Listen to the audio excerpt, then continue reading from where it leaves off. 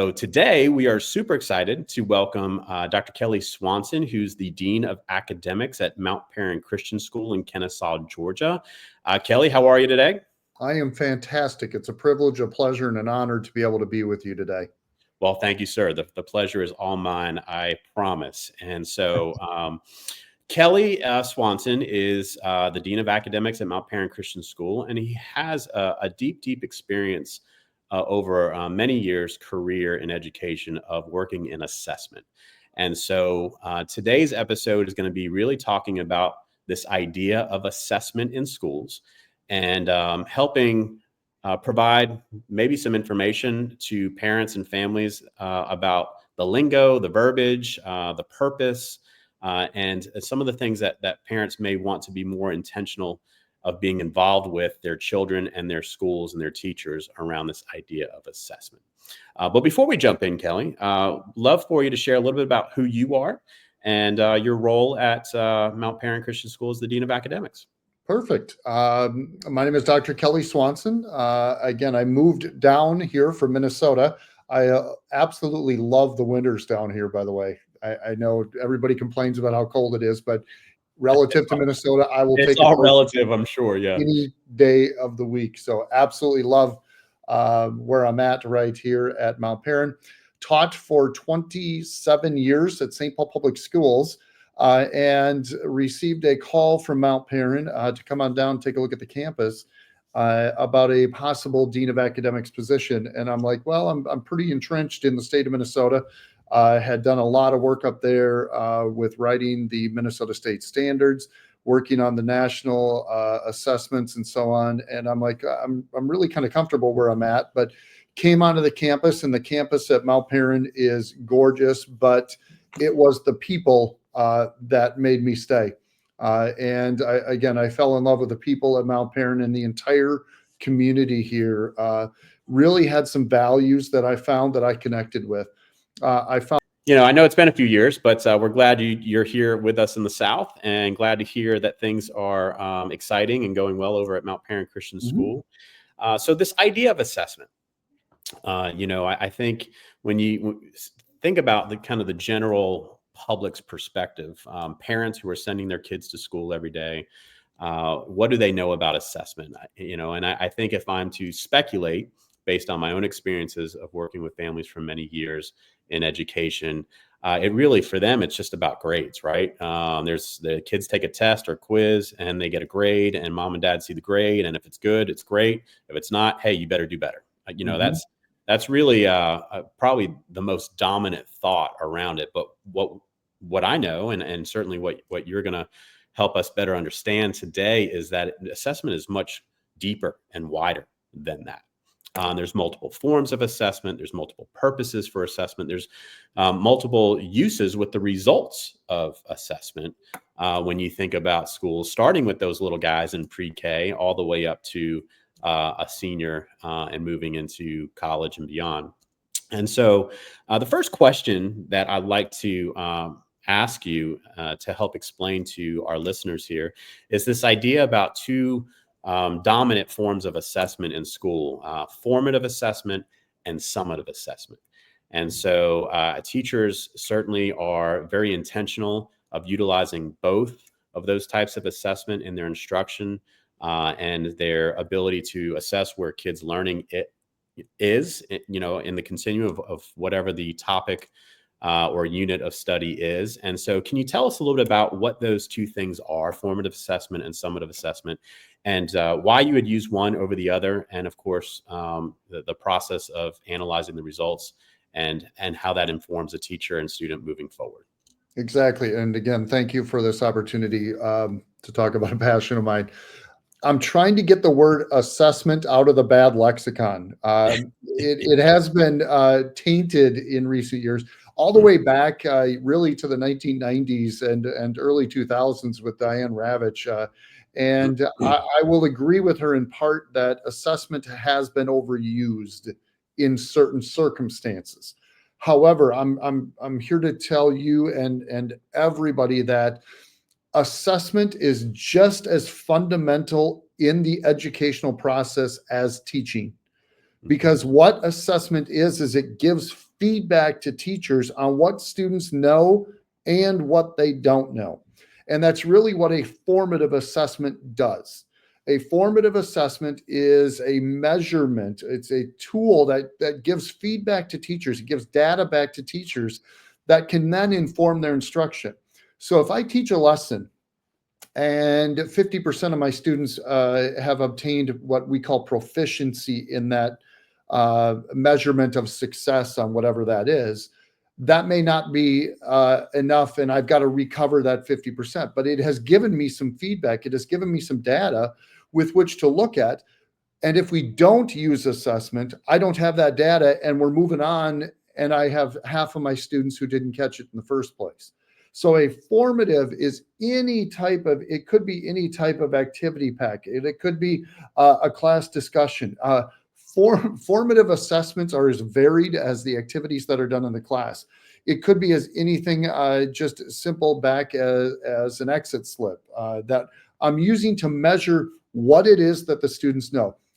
Everything is going to come back to student learning for me. If it doesn't come back to student learning, what's the point of doing it in the first place?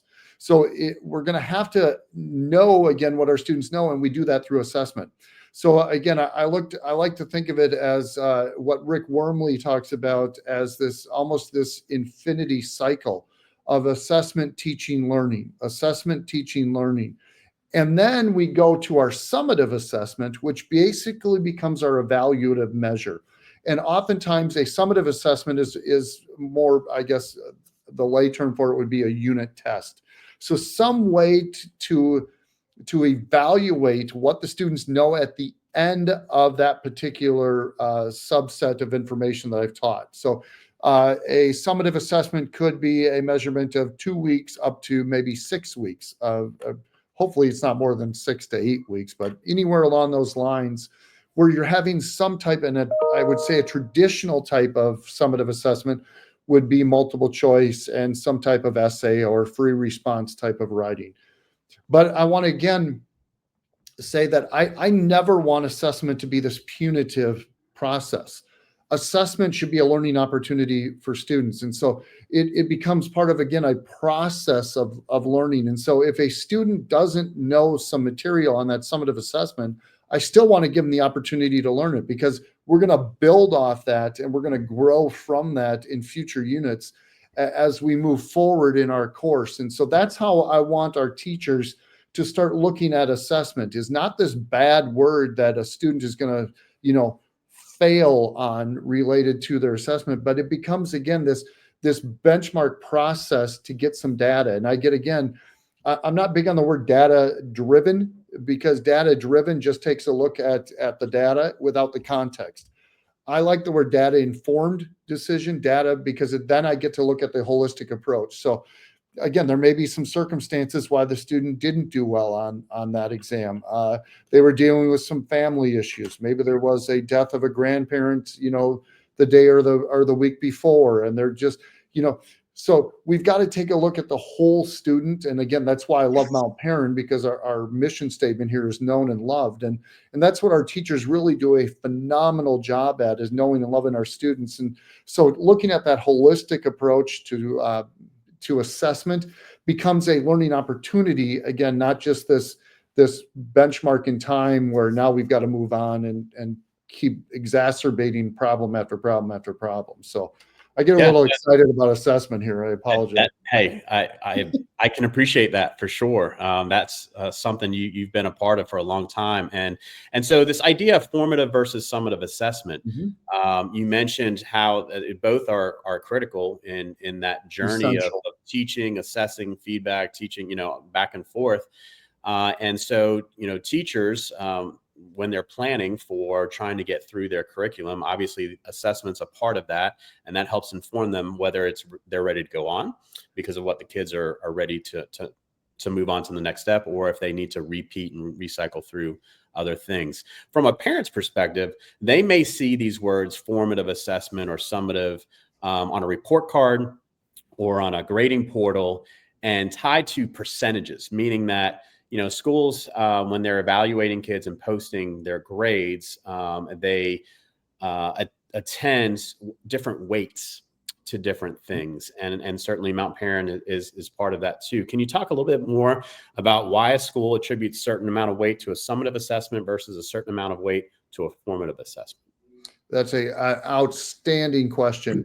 And education as a whole, I would say, is shifting towards a higher percentage of the grade on summative assessments rather than formative assessments. And I will say that many schools are moving towards a 90-10 percentage, or 80-20, even 70-30 percentages, heavily skewed towards summative assessments. Now, that is under the presumption that you are, as a teacher, making an assessment that has 4 criteria for it. One, it has to be secure. So we can't have fourth hour knowing what the test was when first hour didn't. 2, it has to be fair. It has to be a fair assessment for the students. I can't be asking them questions that I haven't taught or that are above their developmental level. And then it has to be reliable and valid in and of it at the same time. So these are all under the presumption that I am making a good assessment in and of the first place. And William and Black wrote a small pamphlet that was influential in my assessment development. This came out way back in the late 1990s. It's Inside the Black Box. And it really talks about how teachers aren't really trained to write assessments. Teachers are trained in their education programs on how to write unit plans and lesson plans, but they're not really trained on how to write a good test question. And so that's a skill that has to be developed. And the key to that, again, is going to be looking at some of those verbs. And so that keeps your reliability and validity high. And so there are some measurements that teachers can do to actually look at your test questions. Now, again, that may be whether that's multiple choice, whether that's a true false. True false, you're going to have, there's something called item differentiation or discrimination and item difficulty levels on individual test questions as well. If I've got a 50-50 chance at guessing, it's the pseudo guessing indicator, right? And that's why a true false question may not be the best indicator of knowledge. And so by giving them 4 options or 5 options or even 3 options instead of 2, you reduce that pseudo guessing element related to it. But again, what we want is at Mount Paran, we are striving for this, is that the grade is reflective of the student learning. And so the more student learning that a student can demonstrate in that classroom or that term, okay, the higher the grade should be. And so that's what we're looking for. And so that's why, assuming a reliable and fair assessment, we can actually get a grade that indicates the student learning. And I think, again, what education as a whole is struggling, no matter where you go, and I would say this, across the entire United States and even globally, is that oftentimes the grades are not reflective of the student learning. And so, again, we've attempted, to try to work on that at Mount Paran as well. And so we do that by, again, creating a weighted grading system that's still fair for our students, but still makes them demonstrate the learning related to that. And so that it can be a touchy issue for some parents, again, because they're just seeing the importance of all your scoring is my test, and what happens if my student gets test anxiety? Well, this is where a teacher can actually look at alternative forms of assessment. Right. We're not stuck into this idea of a traditional assessment. And again, I'm going to give you a personal example of this. So a pivotal moment in my educational career was when our PLC decided we need to switch our type of assessment. And I'm going to give you the example of our population and migration exam. A traditional exam, we gave them multiple choice and some essays in which to fill out. And we're like, our students were just not seeing the results of their knowledge that they have, because every student has some experience with population and especially migration. And so what we did is we switched that. And so what we had to do is make an objective measurement, but we allowed them to make a video. And so all of our students, we were one-to-one, and they had iPads. And so they used iMovie, and they created a movie about a migration. So they had to interview somebody who had migrated, and then integrate the knowledge from their textbook and from the activities that we had done in class. And I'm telling you, some of the results that we got, Paul, I think could be literally on PBS. These students got a chance to tell their stories, and they're using the vocabulary that we had talked about: emigration, immigration, push factors, pull factors. And so I had this, a pull factor of warmer weather here in the South, or whatever it was, and a chance for them to demonstrate that knowledge. And again, we saw the student learning demonstrated, but we had to change that type of assessment. But so a lot of students do deal with things like test anxiety. This gives them an opportunity to still demonstrate their knowledge in perhaps a skill that they can excel at. And so that's why we really are focusing at Mount Paran on effective and responsive teaching, and what that means for our students in the classroom. A chance to demonstrate your knowledge in sometimes a non-traditional way. That could be creating a movie. It could be making a rap song, or it could be, whatever it takes. The creativity is out there on whatever you can do. We just want to go into this idea of scoring it so that it becomes more objective, and the student knows exactly coming into the exam how they're going to be scored.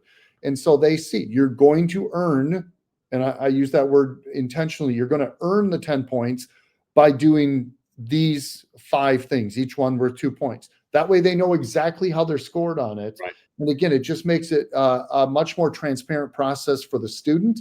And then they know, again, how it is that they're being scored, and it takes the subjectivity out of it. Yes, you did this. No, you didn't. Yes, I did. No, you didn't. Now that's gone, because again, we've set up this objective scoring measurement on how to do that for our assessments. So there's traditional and non-traditional assessments, and again, neither are right or wrong. It's just different ways to measure the same thing.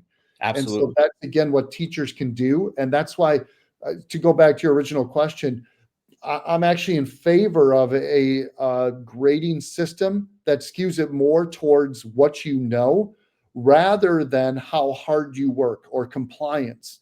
Should we be awarding students points, because they're good listeners? I'm not sure. What if the student again is working 3 jobs because their parent is out of work? And I came from a Title I school where that was the case. And so the student is they're really intelligent, but they don't have the chance to necessarily show me in that particular class period. And again, this is why taking the whole student into that holistic approach to who they are as a person is so important, and looking and knowing and loving your student. And again, that's what we found here at Mount Paran. That's very well said, Kelly. And I think that's the other art of teaching, is for a teacher to truly know and who her or his students are. Right. Not as a number in a seat, not as a number in a grade book, but as a person, as a human being, emotionally, socially, physically, spiritually, academically. And when good teachers are able to do that, then they know they're more informed on how to select the proper tool, the most appropriate tool to assess this child versus that child. And sometimes they give them choices, right, for how they want to demonstrate their knowledge. And I think I attribute that to a quality teacher. Hey, time is ticking away, and I appreciate everything that you've shared, but I don't want to miss an opportunity to mention this word, because it really ties to this idea of assessment. You could probably look at more of a non-traditional, but it's this idea of a rubric. Mm-hmm. I think the general public, you say that they may have an idea of some sort of template, but may not really truly understand why a teacher would choose to utilize a rubric for a student to either self-assess, or for a teacher to assess their process through some sort of task or assignment, and then of course the end result. So in a real quick, maybe 90 seconds, give us a response on what is a rubric and why would teachers decide to use that, and what's the benefit or challenges of it? I absolutely love and encourage all teachers to use a rubric or a scoring guide in how they're scoring, especially responses like written or some type of visual or auditory type of assessment. Because again, it becomes much more objective in the measurement on how you're going to score the student, not grade the student. And that's the difference. Because again, it just becomes much more fair to the student. And we want to take the subjectivity out of that. and especially for fairness for students. What a rubric does is it ensures that student A is going to get the point as well as student B if they put a similar answer down. Right. And so it just makes it much more efficient for the teacher to score. And again, it's much more simplistic to score when you have a solid rubric or scoring guide to measure that student's response. I'm a huge believer in scoring guides and rubrics. Excellent. Yeah, thank you for sharing that. Mm-hmm. We cannot talk about assessment without talking about what's referred to as standardized assessments. That is something that certainly has taken this country by storm in the last 2.5 decades, and it's morphed and changed, evolved, and even when you think about the weight that has placed on that, we've seen that kind of go up and down. And so, I go back to when I started my teaching career, when I began teaching in the early 2000s, there was the launch of No Child Left Behind. Yes. And that was a national launch from President Bush's office. And the whole purpose there was we want to make sure that every kid is maximizing their potential to learn. Good intentions. I would argue that the results were not what matched that. And so they began giving assessments in grades starting as early as first grade at the time. And then they wove that out and started in third grade in Georgia, it was the CRCT, the Criterion-referenced competency test, which is now the Georgia milestones that's used in public school to determine whether a child really learned all the knowledge and curriculum in that grade level to then move on to the next grade level. And honestly, as I go back and look at that, the underlining purpose was to create a metric in which the United States could measure themselves against other countries in the world about how we were doing in our education. That's that data feedback that's important. Yeah, absolutely. And certainly we want to know that. But the reality is what it created in the classroom was, in my opinion, the opposite of what they were trying to accomplish. And it became about teaching to the test and, all of those types of things. I mean, people's jobs being put on the line, and it just, it got real messy. And there's lots of stories we can talk about there, but we don't have time to do that. What my question to you is, Kelly, tell us about what's the purpose of a standardized test from your perspective? Why do you use the types of standardized testing that you used in your school? And what do parents need to know about that? Just in a couple minutes, to tell us a little bit about that. Yeah. First of all, there's two basic types of standardized tests. We have norm referenced tests. Norm referenced tests take a look at your student and compare them with other students. And so this is exactly what the MAP test is, the measurement of academic progress test. And that's what Mount Paran uses and many schools around the country do. And so basically what it does is it gives us, again, some benchmarks to look at where that student falls in achievement levels. And it's a very good indicator. Now, again, part of the problem with assessment, and especially these standardized assessments, is the overuse of them and the punitive measure that some schools are taking and using with those results. And then the other type is a criterion-referenced exam. Criterion-referenced exam are going to take a look at it in terms of benchmarks. And so they're going to look at how well that student knows that benchmark or that standard or the objective related to it. That's what really an AP test is. Now, an AP test is still going to sort you into 5 different categories. So it's going to score you 1 through 5, but it's all going to be based on that course and exam description. That's why that's a criterion-referenced exam. And so what it is it leads us into this idea of, again, I'm going to think about the future of assessment in and of itself. We're going to see, I think, more and more tests moving towards what the MAP test is doing, which is called a computer adaptive test. And a computer adaptive test, what it does is it's going to use an algorithm. So if the student gets the question correct, the next question is a little more difficult. If the student gets that one correct, the next question is even a little more difficult, and then it goes up. And then if they get a question wrong, the next one's a little bit easier. Well, what it is it means that every student gets about a 50% on the exam. Okay. But you have different levels of difficulty of each one of those questions, but it still sorts because that algorithm is going to be used in there. So it gives us the same reliability and validity on those questions, but in half the amount of questions. And so it saves the amount of time, and that additional time can then be used for either reassessment, reteaching of those concepts, or whatever it is, that you want to reinforce.